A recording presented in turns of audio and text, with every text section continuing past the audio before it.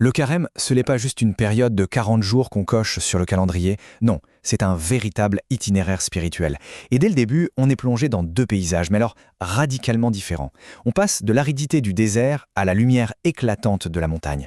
C'est ce voyage, ce contraste vraiment saisissant qu'on va explorer ensemble. Alors voilà notre parcours. On va d'abord poser le carême comme un voyage, puis on va se pencher sur ce fameux contraste, désert contre montagne. Ensuite, on essaiera de comprendre ce que veut dire le mot gloire dans ce contexte, et on verra comment les efforts du carême nous préparent à la recevoir. On écoutera la voix du Père, et pour finir, on verra comment tout ça nous concerne très personnellement. Allez, on y va. La première chose à bien saisir, c'est que le carême est pensé comme une marche, une progression.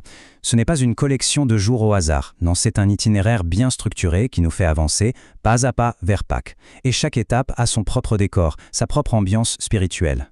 Et ce voyage, il commence dans l'endroit le plus austère qui soit, le désert. C'est là, après 40 jours de jeûne, que Jésus affronte l'épreuve, la tentation. Mais attention, en allant au désert, il ne fuit pas le monde. Au contraire, il vient nous rejoindre au cœur de nos propres combats, de nos propres déserts intérieurs. Mais à peine une semaine plus tard, changement de décor total. On quitte la poussière et la solitude du désert pour les sommets lumineux d'une haute montagne. C'est une transition assez spectaculaire qui nous est proposée, vous ne trouvez pas ? Franchement, le mot qui vient à l'esprit, c'est celui-là. Quel contraste! D'un côté, le combat, la mise à l'épreuve. De l'autre, une révélation de gloire, une communion divine. Ce passage d'un dimanche à l'autre est vraiment fait pour nous faire ressentir ce mouvement, cette tension. Si on décompose un peu, c'est très clair. Dans le désert, c'est Jésus qui descend à notre niveau, qui partage nos galères en quelque sorte. Sur la montagne, c'est tout l'inverse. Il nous invite à nous élever, à avoir un aperçu de sa nature divine. On passe du combat à la révélation, de la solidarité dans l'épreuve à une invitation à partager la gloire. Le mot-clé du deuxième dimanche, c'est donc la gloire. Mais attention, il faut faire très attention à ce mot. Parce qu'on peut vite se tromper si on le comprend avec nos lunettes humaines, en pensant au succès, au pouvoir ou à la célébrité. La question est donc cruciale. De quelle gloire parle-t-on exactement ? Si ce n'est pas le succès ou l'argent, qu'est-ce que c'est alors ? Eh bien, là voilà la réponse. Dans la Bible, la gloire de Dieu, c'est le rayonnement visible de son amour. C'est aussi simple et aussi puissant que ça. La lumière qui transfigure Jésus, ce n'est rien d'autre que l'amour infini entre lui et le Père qui devient visible, palpable. C'est l'amour qui se fait lumière. Et cette expérience de la gloire, ce n'est pas réservé qu'à Jésus.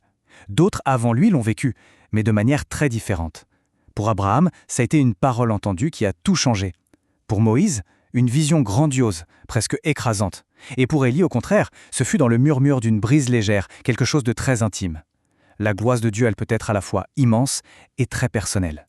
D'accord. Mais comment on passe de ce concept un peu abstrait de gloire à notre vie ici et maintenant ? C'est justement là que les efforts très concrets du carême entrent en scène. C'est un point absolument crucial.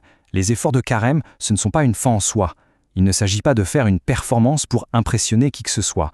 Non, ce sont des outils, des moyens pour atteindre un objectif bien plus grand. Et ces outils, on les connaît bien. Ce sont les 3 piliers du carême. La prière pour se reconnecter à l'essentiel, le jeûne pour nous aider à faire le tri dans ce qui nous encombre, et le partage qui nous ouvre le cœur aux autres. Chacun a son rôle à jouer. Et quel est le but de tout ça ? C'est de faire de la place. C'est de désencombrer nos cœurs. J'aime beaucoup cette image de creuser un espace en nous. En se simplifiant la vie, en se détachant un peu, on devient simplement plus disponible, plus réceptif à la présence de Dieu. Et cet espace qu'on essaie de créer, il n'est pas fait pour rester vide, bien sûr. Il a un but très précis, qui nous est révélé là-haut, sur la montagne, au moment le plus intense de la transfiguration. La scène est incroyable. Jésus est en prière, et Luc, dans son évangile, insiste sur ce détail. C'est dans ce moment d'intimité avec le Père qu'il est transfiguré. Puis une nuée, qui dans la Bible symbolise la présence divine, les enveloppe. On sent que quelque chose d'important va se passer. Et de cette nuée sort une voix. C'est un des 2 seuls moments dans tous les évangiles où l'on entend directement la voix du Père. Et ce qu'elle dit est à la fois une déclaration et un ordre. Celui-ci est mon Fils bien-aimé. Écoutez-le. Et voilà, la boucle est bouclée. Voilà pourquoi on fait de la place.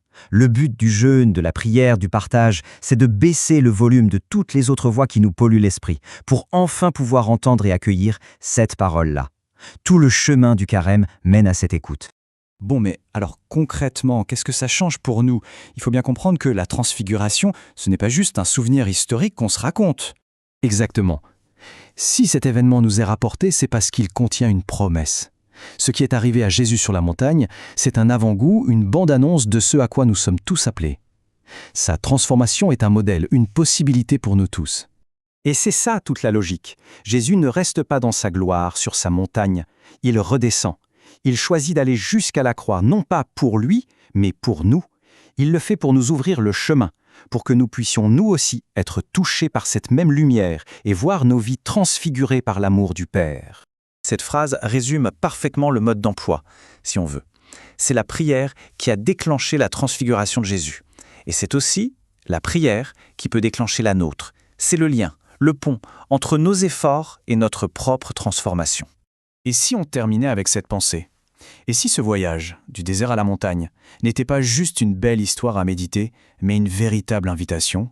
Et si chaque petit effort de carême, chaque prière, chaque geste de partage était en train, discrètement, de creuser cet espace nécessaire pour que la lumière de la transfiguration puisse, un jour, briller un peu en nous aussi?